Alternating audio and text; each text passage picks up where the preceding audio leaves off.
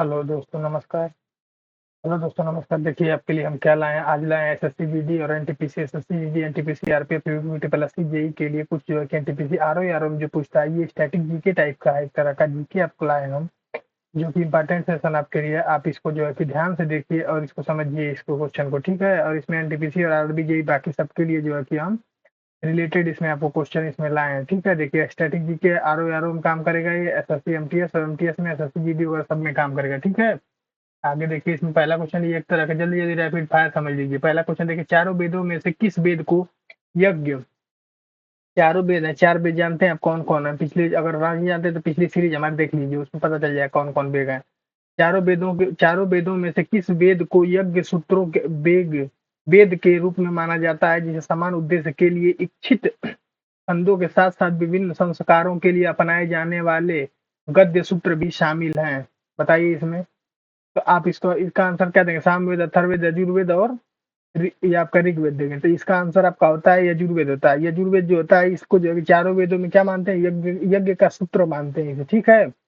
और जो है कि और यज्ञ का सूत्र इसे मानते हैं, ठीक है। अगला क्वेश्चन देखिए, नेक्स्ट क्वेश्चन। उपनिषद शब्द में उप शब्द का क्या दर्शाता है? उपनिषद जो लिखा हुआ है, ये उपनिषद में उप प्लस निषद यानी उप क्या दर्शाता है? उप शब्द क्या, उप गुप्तता को दर्शाता है या निकटता को दर्शाता है या फिर किसको दर्शाता है? तो उपनिषद शब्द में उप क्या दर्शाता है? उपनिषद शब्द में निकटता को या खुशी क्या दर्शाता है? उपनिषद शब्द में उप जो है, उप उप जो है आपका, ये उप है, ये निकटता को दर्शाता है, ठीक है, ये निकटता को दर्शाता है। उपनिषद जो है कि इसको वेदांता भी, वेदांत भी को बोलते हैं। उपनिषद को क्या बोलते हैं? वेदांत भी बोलते हैं। अगर उपनिषद उपनिषद को दूसरा नाम से अगर जाने की चीज है तो इसको बोलते हैं क्या? वेदांत बोलते हैं, इसको वेदांत भी बोलते हैं, ठीक है। और ये क्या, ये दार्शनिक जो है कि दार्शनिक ग्रंथ भी से जानते हैं, ग्रंथ भी बोलते हैं इसे, ठीक, ग्रंथ भी बोलते हैं, ठीक, तो दार्शनिक ग्रंथ भी बोलते हैं, ठीक है। और जो है कि अगर उसमें इसके अलावा अगर कुछ और दार्शनिक ग्रंथ के बारे में जानना है तो जैसे कुछ और दार्शनिक ग्रंथ के बारे में जान लीजिए। जैसे मान लीजिए कुछ है उपनिषद में, उसको बोलते हैं, एक बोलते हैं बृहदारण्यक, ठीक है। दूसरा, एक दूसरा जान लीजिए आप क्या बोलते हैं उसको? छांदोग्य, छांदोग्य ये पहला हो गया। दूसरा हो गया छांदोग्य। तीसरा देखिए ऐतरेय, ऐतरेय बहुत फेमस है, ऐतरेय, ऐतरेय उपनिषद या ग्रंथ फेमस है, ठीक है, इसको देखिए, तीसरा हो गया। चौथा आप देख लीजिए, चौथा क्या है आपका? कौशी कौशितकी, कौशितकी है, ठीक है। एक और आपका पांचवा बचता है, उसको बारे में आप लिख लीजिए, ये भी होता है, क्या होता है? मैत्रायणी, मैत्रायणी होता है, ठीक। ये एक तरह के पांच उपनिषद हो गए, ठीक है। दार्शनिक ग्रंथ हो गया या उपनिषद बोल लीजिए। पहला बृहदारण्यक हो गया, दूसरा हो गया, दूसरा आपका हो गया क्या, छांदोग्य हो गया, तीसरा ऐतरेय ग्रंथ हो गया, चौथा आपका कौशितकी हो गया, पांचवा आपका मैत्रायणी हो गया। पांचों का नाम आप याद कर सकते हैं, विभिन्न विभिन्न एग्जामों में पूछा जाएगा, ठीक है। आगे देखिए, ऋग्वेद के स्रोतों यानी ह्यूमनस को के रूप में भी जाना जाता है, सूक्त में, ज्ञान में, रुद्र में और कर्मकांड में। तो इसको जानते हैं आपका सूक्त में जानते हैं, ठीक है।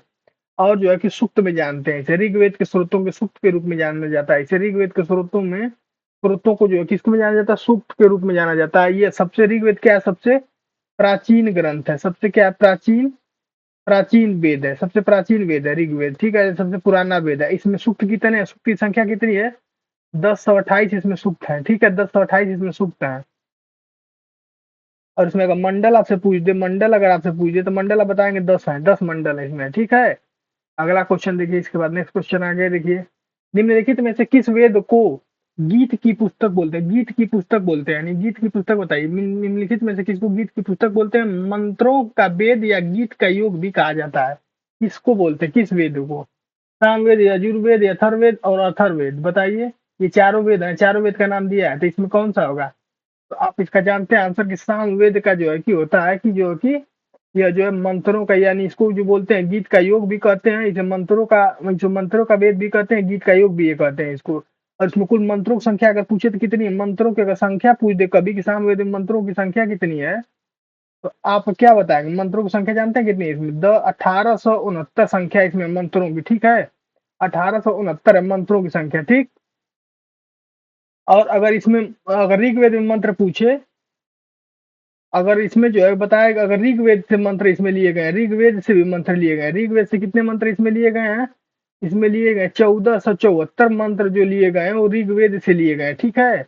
1474 मंत्र जो है ऋग्वेद से लिए गए हैं, ठीक। और सामवेद जो है कि सामवेद को क्या है, सामवेद को एक प्रकार का ऋग्वेद का जो अभिन्न अंग माना जाता है कि एक तरह का ये भी क्या है, ऋग्वेद ही है, ठीक है। और यह जो है कि अगर इसे पद्य में जाना जाए तो इसे सूर्य का देवता भी बोलते हैं, सूर्य देवता को भी समर्पित करते हैं इसको, सूर्य का देवता, सूर्य देवता को सामवेद को जो है कि प्रदर्शित करते हैं, एक तरह समझ पा रहे हैं। नेक्स्ट क्वेश्चन देखिए आप, नेक्स्ट क्वेश्चन देखिए, सबसे पुराना वेद कौन सा है, प्राचीन या पुराना, समझ पा रहे हैं, सबसे पुराना। तो सबसे पुराना आपको बताए थे पिछले क्वेश्चन में ऋग्वेद है, इसमें बहुत जानने वाली बात नहीं है, सबसे पुराना वेद ऋग्वेद है, ठीक है। और इसमें जो है कि मंडल अगर पूछे आपसे ऋग्वेद में, ऋग्वेद में अगर मंडल पूछ देता है तो मंडल आप जानते हैं कितना है, मंडल आपका 10 हो जाएगा। अगर आपसे सूक्त पूछ दे ऋग्वेद का तो सूक्त आप बताएंगे कि 1028 सूक्त है, 1028 सूक्त है। और आप इसमें अगर ऋचाएं पूछ दे, इसमें की ऋचाएं अगर पूछ दे, ऋचाएं तो ऋचाएं आपसे पूछ दे तब ऋचाएं बताएंगे कि 10,462 ऋचाएं हैं इसमें, ठीक है। इतनी सब चीजें इसमें जानते रहिए आप। और जो है कि और इसमें एक चीज और बताइए, नौवें मंडल में, नौवें मंडल जो होता है इसका, 10 मंडल में से नौवां मंडल जो होता है, इसमें जो है सोम यानी देवता जो है कि देवता सोम का उल्लेख है, सोम देवता का उल्लेख है इसमें, ठीक है। समझ पा रहे हैं। आगे देखिए नेक्स्ट क्वेश्चन, इसके बाद वाला नेक्स्ट क्वेश्चन आपका क्या है, इसके बाद वाला नेक्स्ट क्वेश्चन आपका क्या है, इसके बाद आपका है ऋग्वेद में ऐसे मंत्र हैं जिनमें अप्रामाणिकता या वालखिल्य भजन शामिल है, बताइए ऐसे कितने मंत्र हैं जिसमें कि अप्रामाणिकता का और वालखिल्य भजन का जो है कि शामिल किया गया, बताइए ऐसे कितने मंत्र हैं, ठीक है। तो ऐसे इतने मंत्र हैं जिसको कि आप जानते हैं, तो ऐसे कितने मंत्र हैं, 1028 मंत्र हैं, ठीक है। आगे देखिए ऋग्वेद में मंत्रों की संख्या बताइए, ऋग्वेद में मंत्रों की संख्या बताइए, तो वही सेम मंत्र है उतने 1028 है। आगे क्वेश्चन देखिए, वेदों का इनमें से कौन सा अंग जटिल शब्दों के अर्थ एवं व्याख्या के लिए प्रसिद्ध है, ठीक बताइए। वेदों का इनमें से कौन सा अंग जो है जटिल शब्दों के लिए अर्थ एवं व्याख्या के लिए प्रसिद्ध है, आप इसका आंसर दीजिए क्या होगा, विकल्प होगा, छंद होगा, व्याकरण होगा या निरुक्त होगा। तो इसका क्या होता है, ये इसका होता है निरुक्त होता है, ठीक है। वेदों के अंग को क्या बोलते हैं, अगर वेदों के अंग को पूछा जाए तो अंग को अगर पूछा जाए तो इसको क्या बोलते हैं, अंग को वेदांग बोलते हैं, वेदांग बोलते हैं, अंग को वेदांग बोलते हैं। और वेदांगों की संख्या कितनी होती है, अगर इसकी संख्या पूछ ले आपसे तो आप बताएंगे इसकी 6 संख्या होती है। 6 का अगर नाम पूछ ले तो क्या बताएंगे आप, देखिए पहला होता है शिक्षा, दूसरा आपका क्या होता है व्याकरण, तीसरा अगर आपसे पूछे वेदांत की संख्या तो आप बताएंगे निरुक्त, जो निरुक्त ऑप्शन में सही हुआ आपका निरुक्त। और इसके अलावा आप बताएंगे चौथा आपको बताएंगे छंद, छंद हो जाएगा। पांचवा आपका क्या हो जाएगा, ज्योतिषी हो जाएगा। उसके अलावा क्या हो जाएगा, छठवां आपका क्या हो जाएगा, कल्प हो जाएगा, कल्प, ठीक है। ये वेदांगों का जो है कि 6 जो है कि संख्या, वेदांगों की संख्या 6 है। और इन वेदांगों में सबसे ज्यादा निरुक्त जो सबसे जटिल है, सबसे जटिल अगर पूछा जाए, सबसे जटिल अगर पूछा गया है ये, तो ये सबसे जटिल ये निरुक्त है, निरुक्त है सबसे जटिल, ठीक है। और जो है कि सबसे निरुक्त जो है कि, और जो है कि इसके रचयिता कौन है, निरुक्त के रचयिता अगर पूछ ले कभी आपसे रचयिता के बारे में, रचयिता के बारे में निरुक्त पूछ ले तो आप क्या लिखेंगे, यास्क लिखेंगे, यास्क इसके रचयिता है, ठीक है। यास्क मुनि जी थे यास्क मुनि, मुनि यास्क थे, मुनि जी थे, मुनि थे यास्क, यास्क जी थे, ठीक है। ये इसके रचयिता है, समझ पा रहे हैं आप बातों को, ठीक है। अगर समझ पा रहे हैं ना तो फिर आप आगे जो है कि अगले क्वेश्चन का जवाब दीजिए, ठीक है। भारत का राष्ट्रीय आदर्श वाक्य सत्यमेव जयते अर्थात सत्य की हमेशा जीत होती है किस प्राचीन ग्रंथ या शास्त्र से उदम एक मंत्र है, बताइए किसमें से है, बताइए। तो पूरा मतलब ये तो बहुत फेमस क्वेश्चन है ये, ऋग्वेद, मुंडको उपनिषद या भागवत गीता या मत्स्य पुराण, तो आप बताएंगे इसमें क्या होता है, इसमें होता है मुंडको उपनिषद में से लिया गया है, ठीक है। मुंडको उपनिषद से लिया गया सत्यमेव जयते।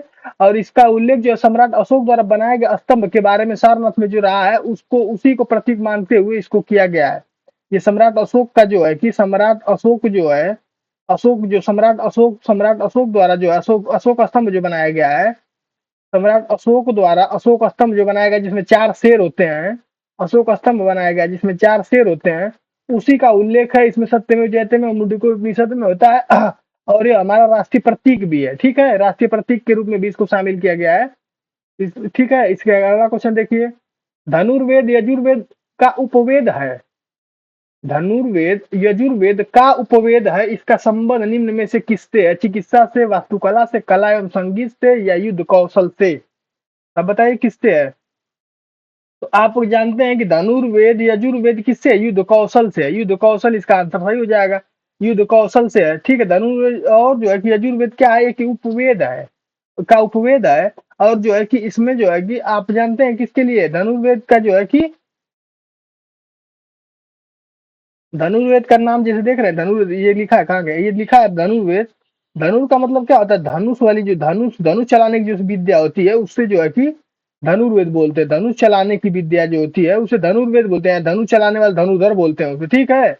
और जो है कि अगर धनुष चलाने वाले को धनुधर बोलते हैं, ठीक है। इस हिसाब से आप समझ पा रहे हैं इसको।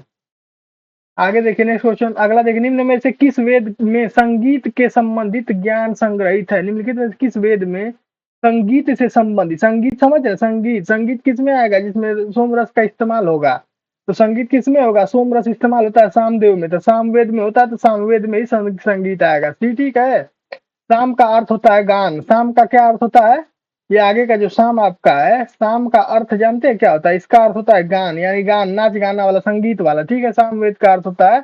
और जो है कि इसमें कितनी ऋचाएं हैं? ऋचाएं अगर पूछे आपसे, पिछले क्वेश्चन में भी डिस्कस किए हैं, 1875 ऋचाएं हैं, ऋचाएं हैं, ठीक है। और इसमें जो है कि और जो है कि ऋचाएं हैं, इसमें जो कितनी है? 875 ऋचाएं हैं, ठीक है। आगे देखिए, वेदों को इंडो आर्यन अर्थात इंडो आर्यन सभ्यता का सर्वप्रथम साहित्यिक अभिलेख माना जाता है। इनमें से शामिल 4 वेदों के नाम ऋग्वेद, सामवेद, यजुर्वेद और एक कौन सा वेद है? एक आप वेद बताएंगे तो वेद का नाम आप चारों जानते रहिए। आपका अगला वेद है आपका अथर्ववेद है, ठीक है। अथर्ववेद है, और इसमें ज्यादा क्वेश्चन नहीं बन रहा है, ठीक है। आगे देखिए, मुंडक मुंडक उपनिषद किससे संबंधित है? मुंडक उपनिषद किससे संबंधित है? मुंडक उपनिषद किससे संबंधित है? मुंडक उपनिषद बताइए। सामवेद, अथर्ववेद, यजुर्वेद और ऋग्वेद। तो आप जानते हैं कि मुंडक उपनिषद किससे संबंधित है? ये आपका ये अथर्ववेद से संबंधित है, ठीक है, अथर्ववेद से संबंधित है। आगे नेक्स्ट क्वेश्चन देखिए, इसका नेक्स्ट क्वेश्चन आपका क्या है? नेक्स्ट क्वेश्चन आप देखिए, नेक्स्ट क्वेश्चन, नेक्स्ट क्वेश्चन आप देखिए, इसमें भारत की वैदिक कला अवधि कब तक चली? वैदिक कला अवधि बताइए कब तक चली है? तो अब बताइए, 1500 से 500 बीसी, 336 323 बीसी, 3000 से 2600 बीसी, 550 से 323 बीसी। तो आप जानते हैं कि ये वैदिक कला की जो अवधि चली है वो आपकी चली है, आपकी चली है कितना? 1500 से 500 बीसी तक चली है, ठीक है। 1500 से 500 बीसी तक चली है, ठीक। और जो है कि अगला क्वेश्चन आप देखिए, इसके बाद वाला नेक्स्ट क्वेश्चन देखिए, निम्नलिखित में से कौन सा वेद जो है जादुई जादुई अनुष्ठानों और वशीकरण के बारे में बताता है? कौन सा वेद जो है जो जादुई अनुष्ठान और वशीकरण के बारे में बताता है? वशीकरण करना, समझ पा रहे हैं? वशीकरण करना, ठीक है। इसमें बताया अथर्ववेद, सामवेद, ऋग्वेद और जो है कि यजुर्वेद। तो आप ये जानते हैं इसका आंसर होगा अथर्ववेद, ठीक है। अथर्ववेद जो है कि ये जो अथर्ववेद जो है कि ये एक तरह का क्या है? इसको जो है ब्रह्मा वेद भी बोलते हैं। अथर्ववेद को क्या बोलते हैं? ब्रह्मा वेद बोलते हैं, ब्रह्मा वेद, ब्रह्मा वेद भी बोलते हैं इसको, अथर्ववेद को, ठीक। अथर्ववेद को, और इसे जो है कि अथर्वा ऋषि जो है, अथर्वा ऋषि एक थे, ऋषि मुनि थे अथर्वा। अथर्वा ऋषि के नाम पर इस वेद का नाम जो अथर्ववेद पड़ा था, ठीक है। अथर्ववेद का इसमें जो है कि चैप्टर अगर इसमें देखा जाए तो इसमें कितने 20 चैप्टर हैं, 20 चैप्टर इसमें है। और इसमें 731/730 सूक्त है।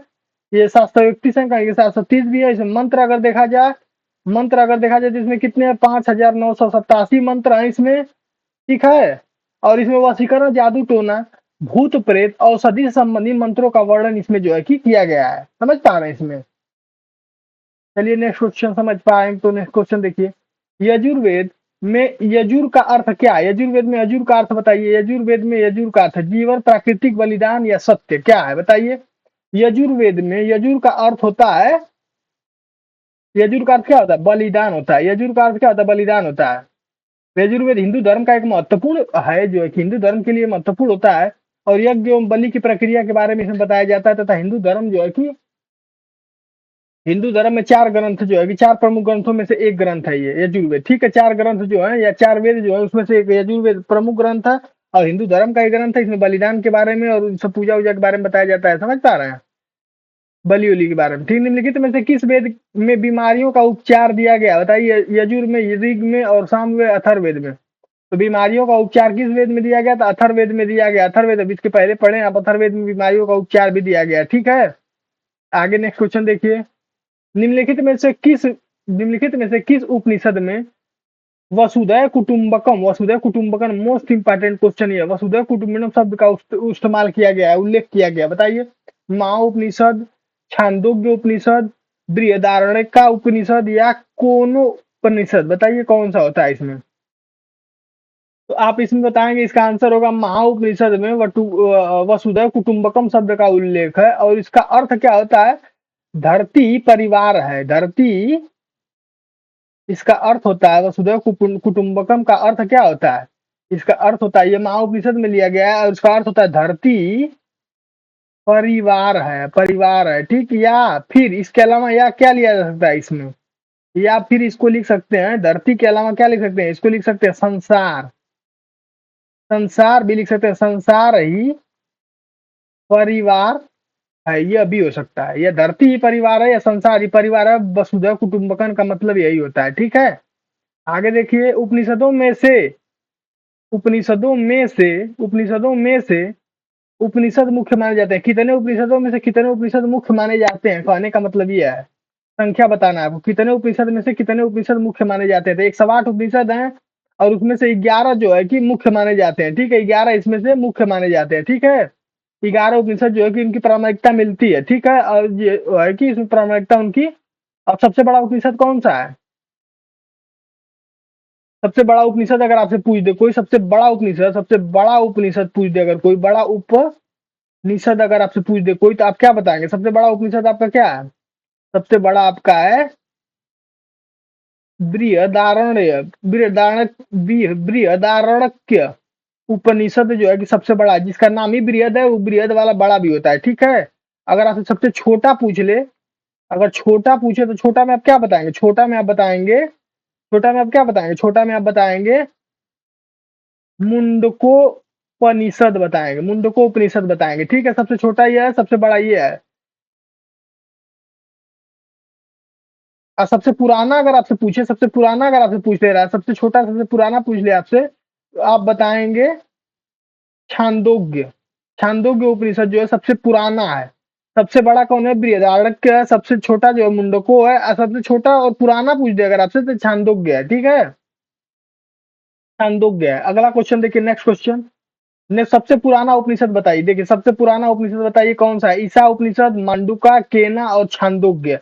देखिए पिछले ही क्वेश्चन बताए थे, अगर पुराना आपका सबसे पूछे तो आप बताएंगे छांदोग्य। ठीक है, नेक्स्ट क्वेश्चन देखिए, प्रारंभिक भारतीय दार्शनिक के अनुसार प्रत्येक वस्तु में मूल तत्व से बनी है, कितने मूल तत्वों से बनी है, प्रारंभिक भारतीय दार्शनिक के अनुसार प्रत्येक वस्तु मूल तत्वों से बनी है, किन मूल तत्वों से बनी है, तो आप बताएंगे 5 मूल तत्वों से मिलकर बनी है। ठीक है, तभी जो है कि अगर पंच तत्व से नहीं बताया जाता आपको क्या है, पंच तत्व में क्या, देखिए 5 तत्व कौन कौन से है, देखिए आकाश, वायु, वायु अग्नि, अग्नि के बाद जल और पृथ्वी।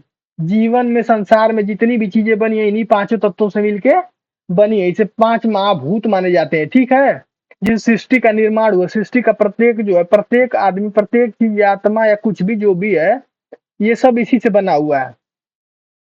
और अगर आपको वैदिक साहित्य में देखा जाए तो आत्मा को क्या बोलते हैं, वैदिक साहित्य में आत्मा को क्या बोलते हैं, आत्मा, आत्मा को वैदिक साहित्य में क्या बोलते हैं, आत्मा को वैदिक साहित्य में बोलते हैं, जानते हैं क्या बोलते हैं, पुरुष बोलते हैं, पुरुष बोलते हैं वैदिक साहित्य में आत्मा को क्या बोलते हैं, पुरुष बोलते हैं। ठीक है, सांख्य दर्शन में भी ये पांचों जो है कि तत्व मिलके ही बने। आगे देखिए नेक्स्ट क्वेश्चन आपका दिया है, क्या दिया है, कठोपनिषद में नचिकेता नामक एक किशोर और देवता के बीच हुई बातचीत दर्ज है। निम्नलिखित में से कौन सा देवता नचिकेता से बात कर रहा था या कर रहे थे, बताइए। कठोपनिषद में नचिकेता नामक एक किशोर था, यानी लड़का था, लड़के से जो है कि कौन भगवान या कौन देवता उससे बात कर रहे थे। ठीक है, तो उसके बारे में बताना है। भगवान यम, भगवान शिव, भगवान इंद्र, भगवान कार्तिकेय। आप जानते हैं कि भगवान यम जो है उनसे बात कर रहे थे नचिकेता से। नचिकेता से भगवान यम की भी जो बात हुई, और जो कृष्ण यजुर्वेद शाखा का उपनिषद है, ये किसका है? कृष्ण यजुर्वेद शाखा का उपनिषद है। उपनिषद के रचयिता कौन है? अगर पूछा जाए किसके किस जो है किस शाखा के है, तो बताएंगे आप कृष्ण यजुर्वेद। देखिए कृष्ण यजुर्वेद, कृष्ण यजुर्वेद, ठीक है। देखिए यजुर्वेद, यजुर्वेद, कृष्ण यजुर्वेद शाखा का उपनिषद है। ठीक हो, उपनिषद हो गया, शाखा का उपनिषद हो गया। और इसका रचयिता अगर आपसे पूछे यानी कौन इनको लिखे हैं, तो आप बताएंगे उनका नाम क्या है? उनका नाम है कठ। ये आचार्य थे, आचार्य कठ ने उनको लिखा था। ठीक है। यह जो नचिकेता जो है कि नचिकेता जो है किसे यम देवता यम भगवान से बातचीत कर रहे थे। ठीक है, उनके बीच वार्तालाप हुआ था। और कृष्ण यजुर्वेद शाखा का उपनिषद ये है, कृष्ण यजुर्वेद शाखा का उपनिषद ये है। और जो है कि इसके रचयिता कौन है? इसके आचार्य कंठ जी इसको रचयिता है। ठीक है, तो इसी के साथ ही हमारा चैप्टर क्लोज होता हुआ, और इसी के साथ हम जो है कि इसको पूरा कंप्लीट पढ़ चुके हैं। इसी के साथ धन्यवाद आपको। और आप हमारे वीडियो में बने रहिए, लाइक करिए, आदि चैंपियन को सब्सक्राइब करिए, दोस्तों के साथ शेयर करिए, तथा